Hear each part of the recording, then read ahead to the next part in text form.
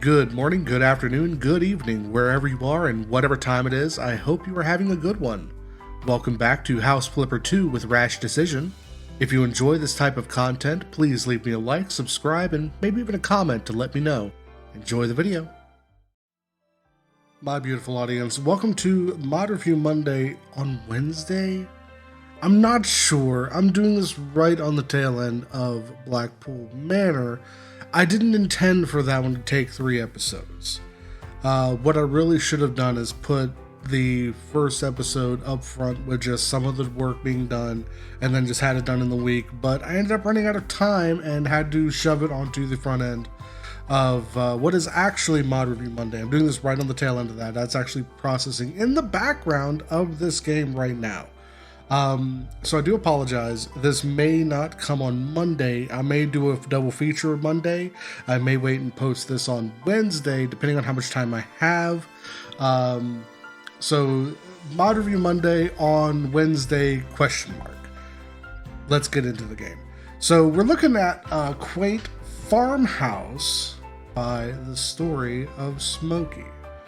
And this one kind of caught my attention because this is very much the kind of house that you could find in droves in the area I live in. And I have seen so many houses like this. When I do private IT work, I have especially done IT installs for houses like this. I've pulled cable through them. So I'm actually rather familiar with this particular style of house, the American farmhouse from somewhere around the 20s to around the 40s, give or take, is usually what you find. This one seems like it might be a little bit newer, more like a 60s style, especially where you see like these double eaves like this. That's more of a later style, like the 60s, whereas usually like the recessed door on the porch where it's just a straight porch, that's a little bit earlier, more like the 40s and earlier. And then, of course, when you get into the 20s, that's when you're talking about something a little bit different because of the way the styling was at the time due to the overabundance of available materials. So, cheap materials, I should say. So now, the reason I'm looking at this in the community is actually because it shows here the story of Smokey. And if we actually go to our mods right here, it shows it's by Nini. And I apologize if I mispronounce that.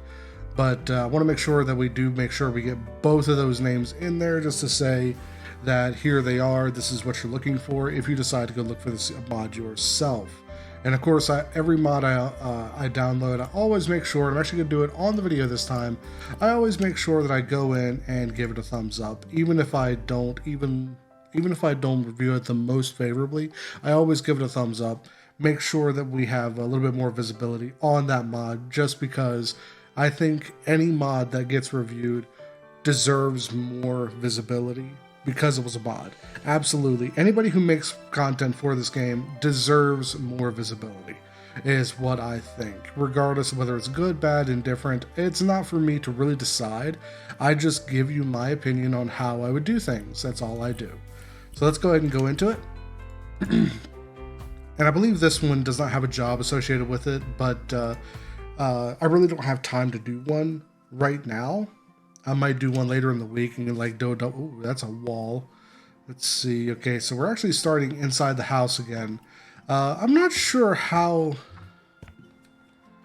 that keeps happening. It's definitely kind of annoying. So yeah, we got the nice trim lawn. One of the tools that you have in the modding tools is the ability to actually put grass like this on the yard, and I do wonder if we're actually going to get like a garden DLC where like mowers and trimmers are a thing in House Number 2. So the very first thing I notice is just like I was saying, this is more like a 60s style farmhouse, or maybe even newer. Ooh, I do see a little bit of an issue right there. Let me go ahead and fix that for you. Go, just plop that down. And then it looks like you might just have regular painted, it's hard to say what exactly that is. Let's copy the style. Yeah, just regular painted wood, it looks like.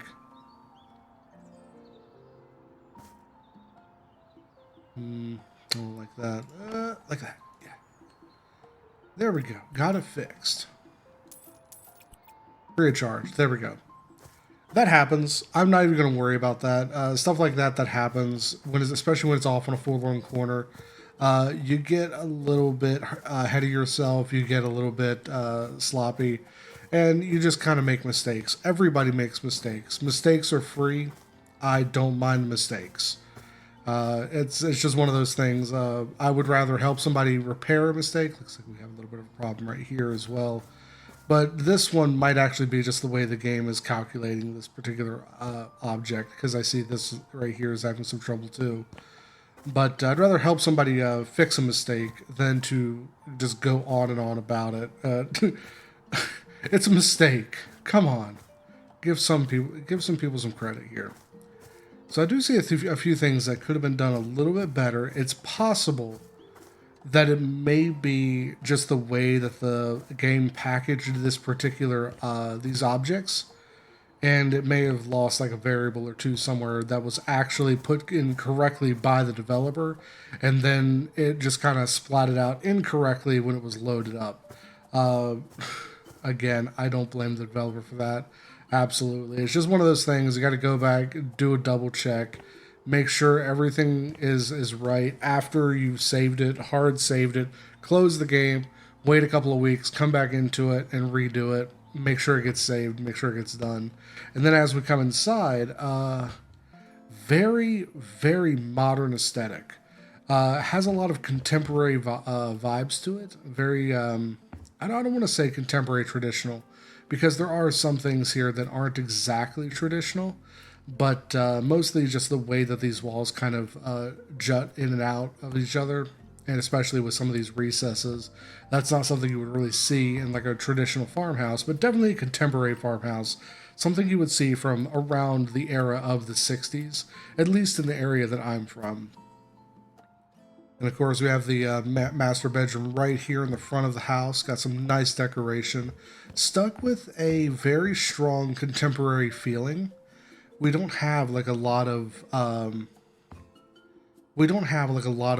standard 60s beatnik vibe going on in here. It feels like the house was built to a specific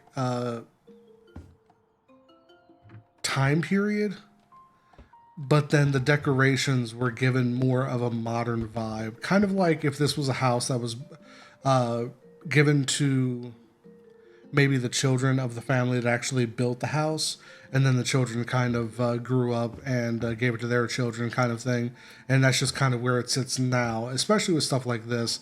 This is a very modern appeal kind of thing. It's a modern philosophy. And of course, we actually do have like a dedicated laundry room. I apologize, I got stuck on this particular sign. I don't like them, but I understand why. That's a little bit of an issue.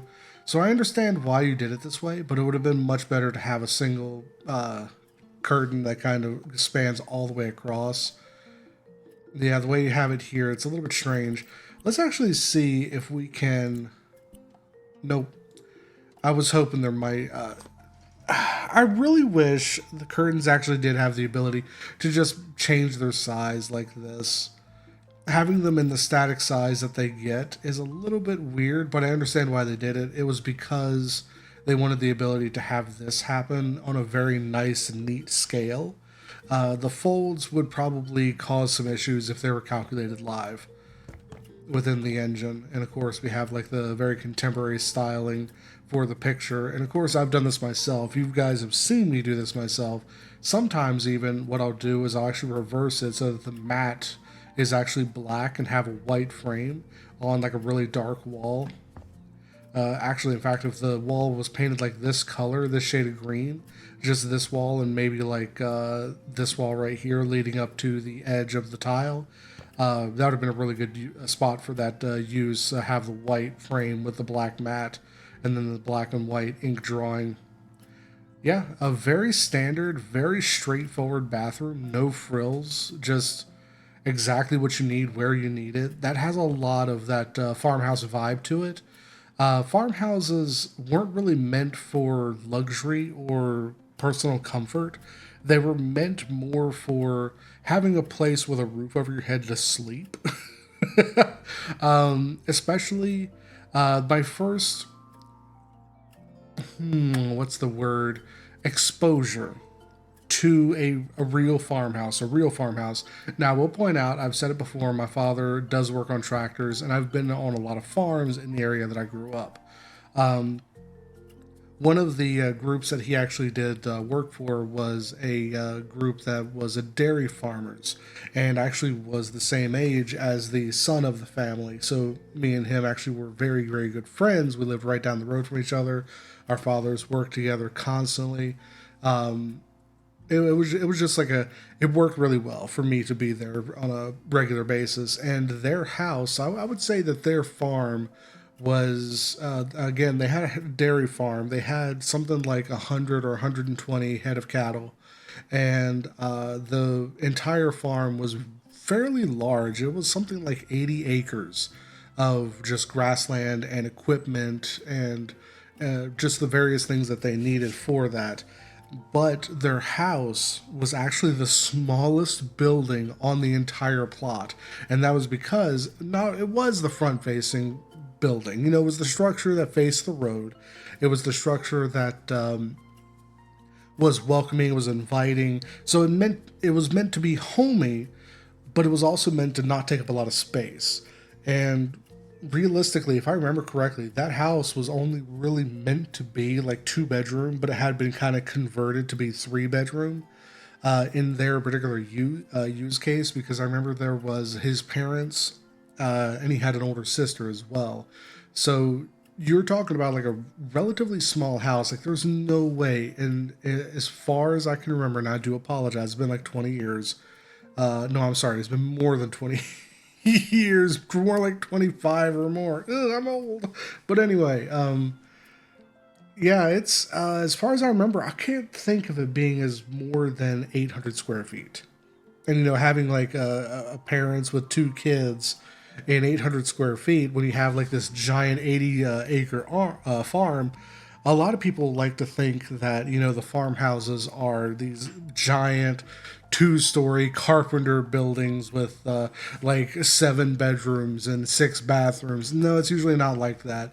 Farmers usually just want to have as much space for their farm as possible and will use up as little as possible for their house.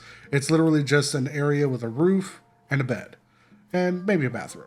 So you see a utilitarian bathroom like this, where it's just as small as possible, fit as much use out of that, get as much use out of that space as possible, but still have like the utilities that are needed in order to function on a day-to-day basis. And of course, like the large kitchen, this is absolutely a staple of farmhouses like these. So you would see that you would see like a lot of space being used for the kitchen, whereas not as much space is used for like the bathroom or like the bedroom, that kind of thing. And I have to say, this is actually a really, really nice layout. The only complaint I have about it is I really wish that these were actually reversed. And the reason is, usually when you have a front door like this, you want the front door to come into and flow directly into your public areas, your non-private areas. So I would rather see the kitchen be over here, and I'd rather see the living room be over here, so that the front room or the front door actually comes into where your public area would be for your guests and that kind of thing. And your private areas, such as your utility room here and your bathroom and your bedroom, are kind of tucked away a little bit further. And of course, over here, we do see that the design language throughout the rest of the home is actually repeated. This wonderful little muted shade of green that we see everywhere else is kind of complementing this lovely beige that they've got going on. And of course, we have some natural elements like this wood, as well as a couple of other shades of wood here and there. We got some brass, kind of goes really well with the wood, that sort of thing. These 3 colors work very well together, but that's because they are extremely earthy tones. And of course, I do love earthy tones, as we've said many, many times in the past. The flooring is an interesting choice. Instead of going with cut flooring, such as tiles or planks, anything like that, they've actually chosen to use a what I would say is a finished plywood. Really, what's going on here? Like a plant that's kind of clipping up through the floor. We're going to kind of ignore that, but this is what I would consider like a finished plywood, where you would have your plywood subflooring, and instead of having all these big, ugly gaps in the center and at the edges of them, you would actually cut them in such a way that you would be able to kind of fuse the edges together. It's not very easy to do. Usually, and in this case, I imagine it's probably just linoleum or some kind of vinyl coating. That way, you don't have to really worry about the grain kind of misaligning here and there.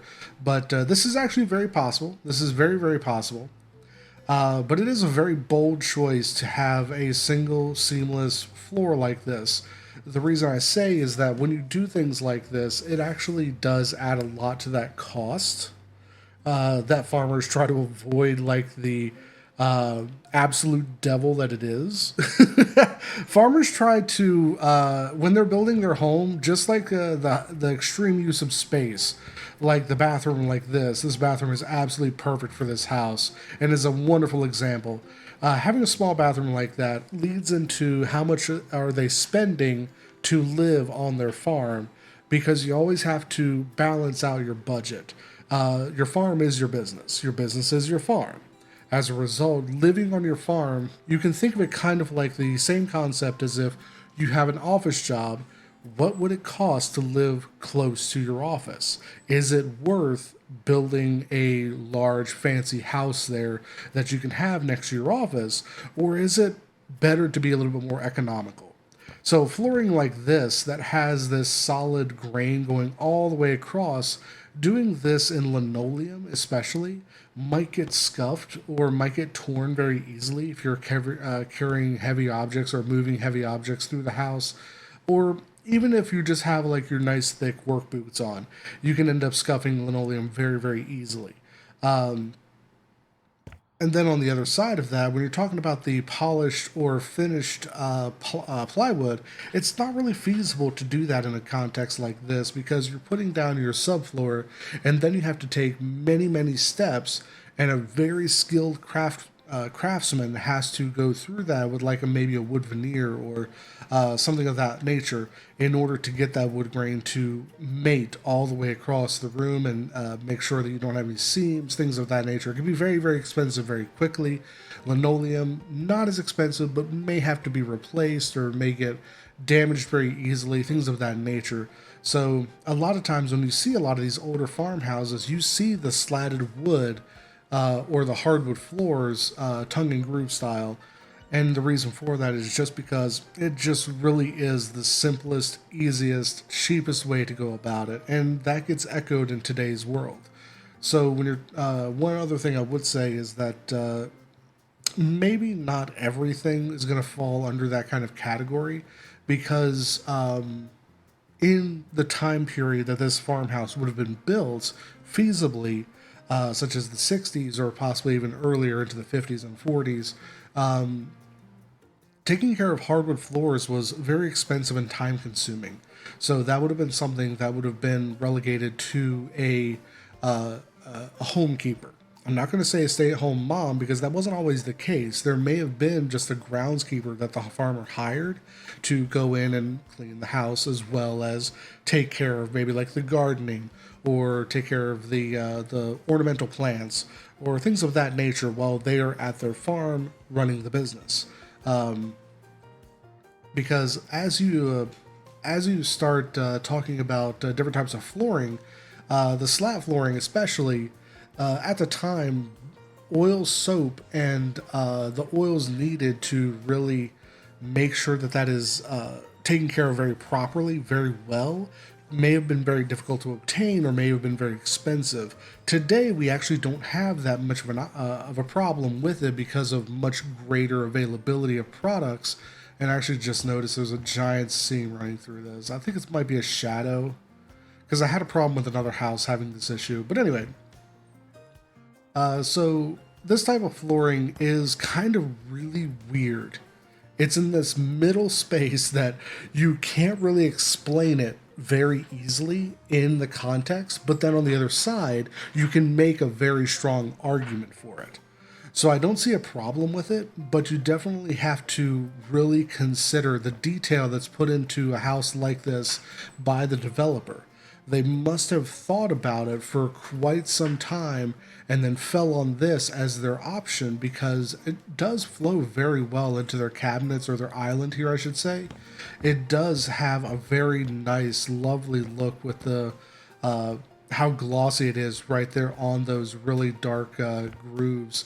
It has this wonderful appeal to it, this semi reflective appeal that really makes the floor pop. It really, really does. And then, of course, here in the kitchen, we have more of these grounded, earthy materials that don't feel extravagant. They're just everything is here that needs to be here.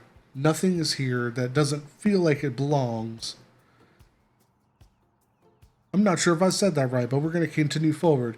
Got the white cabinets up above, makes them feel very light. Got the heavy dark cabinets on the side and down below, makes them feel very heavy. So it has this wonderful balance of below and above, where you have the light cabinets above, the dark cabinets below, kind of holding up the light cabinets. Very good choice in color, very good choice in aesthetics. Has like the little extra things here and there. Got the vases over to the side that have like the little bits of black in them. Gives a little bit more intrigue. Got some greenery over here. Have the orange from the carrots kind of sitting out. Makes it a really nice complete picture. I'm not quite sure about not having the hood over this. I feel like these books probably would get a little bit soggy if you had a nice big pot boiling right here to make it yourself some soup or some stew. But everything else is absolutely wonderful. I do love these lights right here as well. I've used them quite a few times myself, and having them on their lowest brightness and just kind of hanging down, just chilling right there, right where they need to be. That's exactly how I would do it. I love this island. Absolutely love it. I have no problems with it. And of course, I did kind of ramble pretty hard, so we'll try to go right back out here. There's not much out here to talk about. Just a small little patio. Nothing really major. This is very much a farmhouse style, but it's not something I could see being touted as an actual farmhouse. This feels more like a house that was inspired by other houses created to mimic farmhouses, but it doesn't feel much like a farmhouse in the context of what a farmhouse is. That being said, absolutely wonderful job. I do love everything about this. There's a wonderful just set of color and material use. Everything looks interesting. Everything has a flow to it. Everything has a termination to it. The only thing I would really change on the outside specifically is just the fact that it is kind of bland being all white. I would like to see like some trim that has like some dark color to it. Other than that, everything is absolutely wonderful about this house. I see absolutely no problems with it. So that's going to be it for this week's mod review. Have a good one, my dudes. Cheers!